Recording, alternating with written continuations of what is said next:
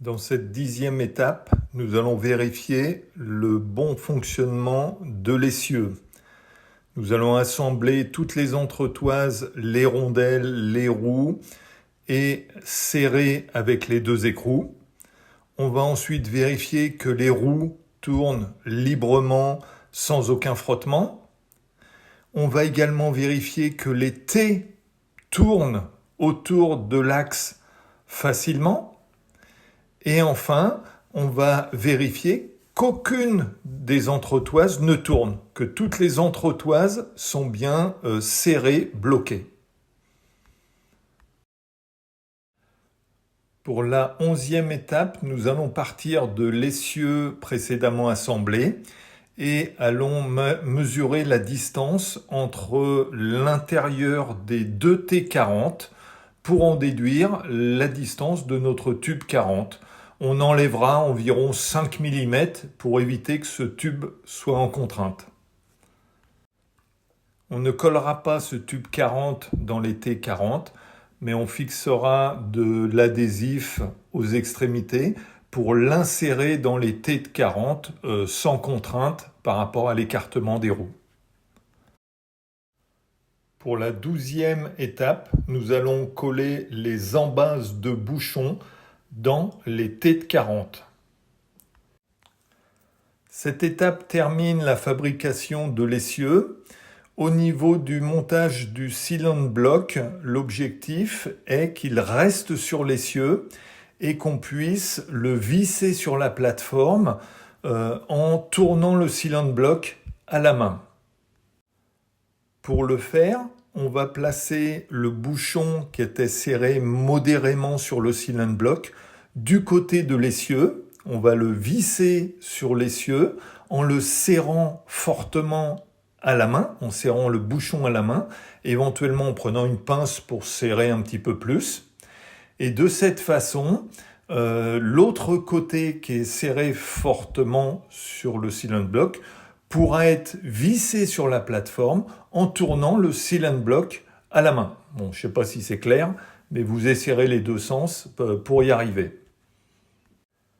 Sur cette photo, on voit les anciens cylinder blocks qui ont été abandonnés en forme de diabolo. Maintenant, c'est des cylinder blocks cylindriques beaucoup plus fermes qui sont employés. On voit aussi des clips de fixation qui seront décrits en tant qu'accessoires pour fixer cet essieu sur un tube de la plateforme lorsqu'on voudra le transporter dans le train par exemple. En ultime étape, on coupera également les tiges filetées en laissant 1 cm environ derrière les écrous de serrage. Pour la finition de la plateforme, nous allons présenter l'essieu sur la plateforme et coller tous les tubes en contrainte. Nous allons commencer par assembler tout ce qui n'est pas encore collé avec des morceaux de carton. Puis nous allons visser l'essieu dans la plateforme. Je vous rappelle que les photos montrent un T90 et un cylinder block en forme de diabolo, mais on utilise désormais un T60 degrés et un cylinder block cylindrique. Dans cette étape minutieuse, on va coller les T supérieurs sur les tubes 40. Dans cette vidéo, j'avais oublié de visser l'essieu et c'est une erreur. Il faut impérativement visser l'essieu sur la plateforme pour éviter une contrainte au niveau des T de l'essieu.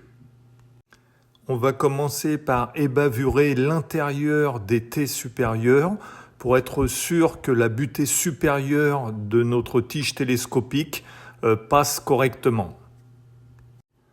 On va préassembler la traverse supérieure dans les T supérieurs en la fixant avec des cartons. Puis on va coller le côté court du T supérieur sur les tubes 40. Juste après collage, on vérifie que tout est bien en place et on nettoie les traces de colle. On vérifie aussi le bon passage de la butée supérieure des tiges télescopiques.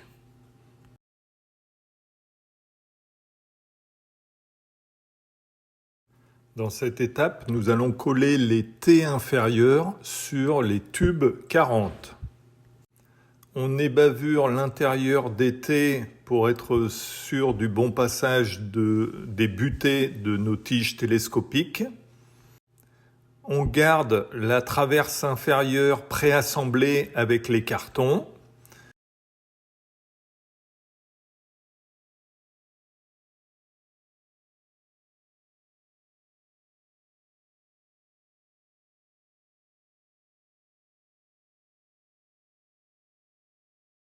Et on va coller le côté court du T dans le tube 40. Puis on vérifie que tout est bien en place et on essuie les traces de colle. On nettoie les traces de colle à l'intérieur des T. On vérifie également le bon passage de la butée inférieure de la tige télescopique. Dans cette étape, nous allons coller les tubes 40 de la traverse inférieure dans les T inférieurs de 40, en gardant la traverse inférieure préassemblée avec les morceaux de carton.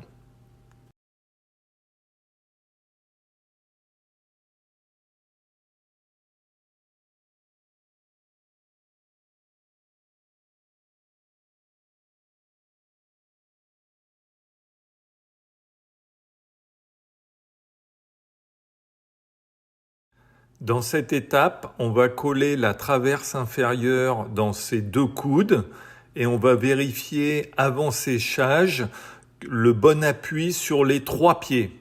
Et ensuite, on nettoiera les résidus de colle.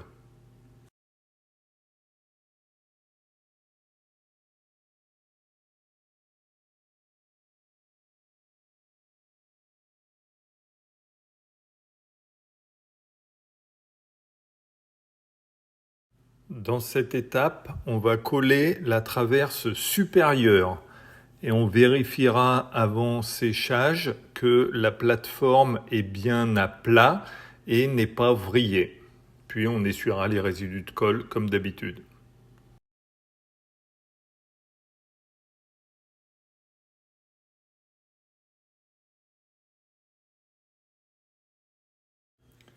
Dans cette étape, après avoir dévissé l'essieu, nous allons coller l'embase des bouchons dans les T 60 degrés. La vidéo montre l'ancien T 90 degrés qui a été abandonné au profit du T 60 degrés. La finition consiste à verrouiller les tiges télescopiques dans leur tube 40.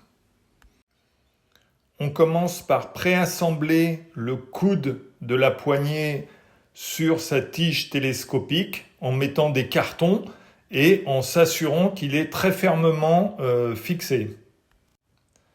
Insérez à fond les tiges télescopiques dans leur tube et alignez le joint de moulage du T et le joint de moulage du coude.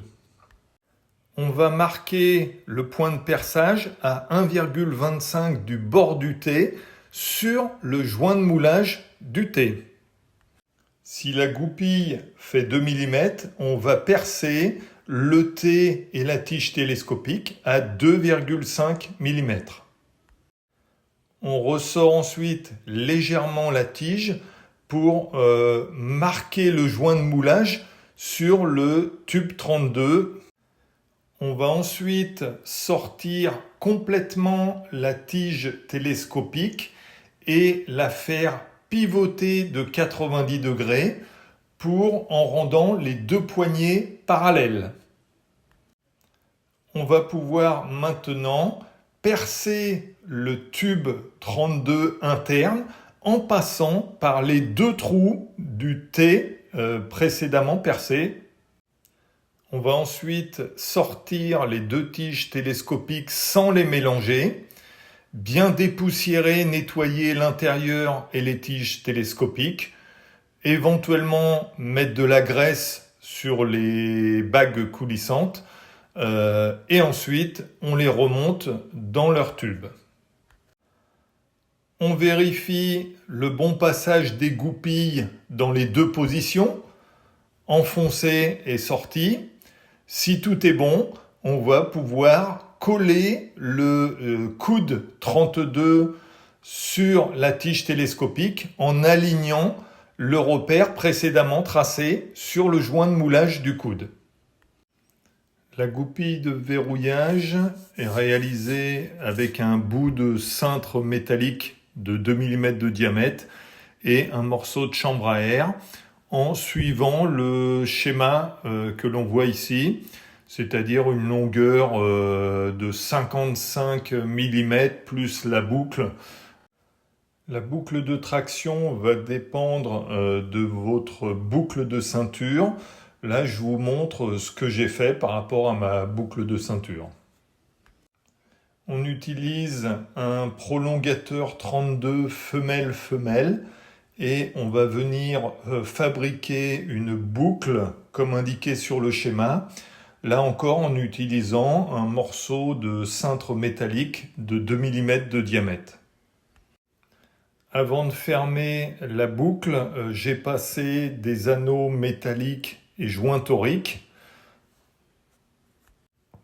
On va venir ensuite coller le prolongateur femelle en bout des poignets. Et pour mon cas, il fallait aligner la boucle de traction alignée sur les tiges télescopiques. Les accessoires du chariot sont principalement réalisés avec des clips 32 ou 40.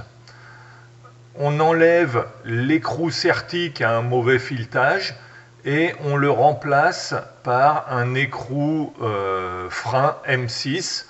Et ensuite, on utilise un boulon M6 pour le fixer.